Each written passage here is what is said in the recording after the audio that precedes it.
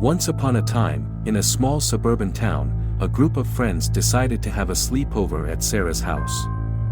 It was a clear and starry night, perfect for a night of fun and adventure. Little did they know that this sleepover would turn into a night of unimaginable horror.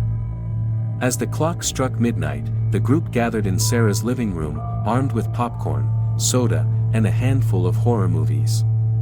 They laughed and chatted, completely unaware of the darkness that awaited them. The atmosphere was light-hearted, with occasional screams and giggles echoing through the house.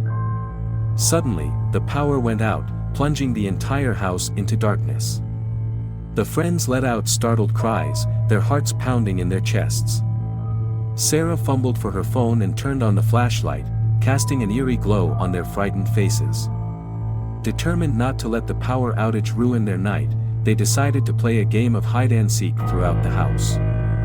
Splitting into teams, they scattered in search of hiding spots. The once familiar rooms now seemed unfamiliar and ominous. As they crept through the dark hallways, the sound of footsteps echoed from the upper floor. Panic set in as they realized they were not alone. Adrenaline pumped through their veins as they desperately searched for a place to hide. One by one, the friends found hiding spots, trembling with fear as they waited.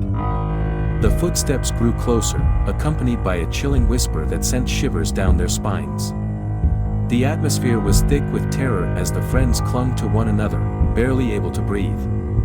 Minutes felt like hours as they listened to the eerie sounds growing nearer. The whispering grew louder, filled with sinister threats and horrifying secrets. Their hearts pounded in their chests, ready to burst from the sheer terror that consumed them. Just when they thought they couldn't bear it any longer, the footsteps abruptly stopped. Silence enveloped the house, leaving the friends paralyzed with fear. They exchanged terrified glances, unsure of what was happening or if they were safe. Then, a blood-curdling scream shattered the silence, piercing the night like a knife. It was Sarah, who had been hiding in a closet. The friends rushed to her aid, only to find her trembling and pointing at a figure standing in the doorway. The figure was cloaked in darkness, their face hidden by a mask. Their presence exuded malevolence and a sense of pure evil. Frozen in fear, the friends watched as the figure slowly raised a knife, gleaming in the moonlight. In a desperate bid to escape, they scattered in all directions, screaming for help. The figure pursued them, relentless and filled with a sadistic delight. Each friend fell victim to the nightmarish intruder, one by one, as their screams echoed through the house. Finally, only one friend remained, cornered and paralyzed with terror.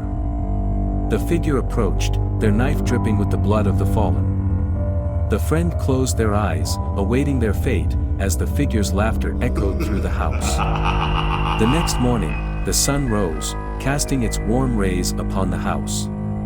Police cars lined the street, and investigators swarmed the crime scene.